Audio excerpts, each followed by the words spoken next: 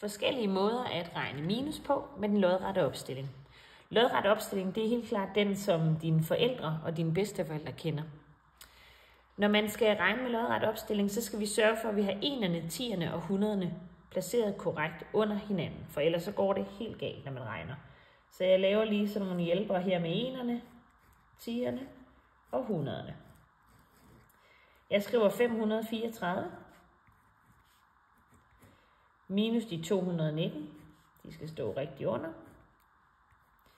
Og regnestykket har vi så her.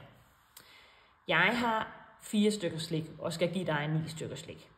Det kan jeg ikke, for jeg har ikke nok. Så derfor bliver jeg nødt til at gå over og kigge ved mine tier her. Jeg har 3 tier, og jeg kan veksle. Det vil sige, at jeg kan tage den ene tier. Så jeg har 2 tier tilbage. Så tager jeg den ene tier. Og når jeg flytter den herover, så veksler jeg min tier til 10 ener. Nu har jeg 10 ener plus de 4 ener. Det giver 14 ener. 14 ener minus de 9, det giver 5. Før der brugte jeg den ene tier derovre, så nu har jeg 2 tier tilbage minus 1 tier. Det giver 1.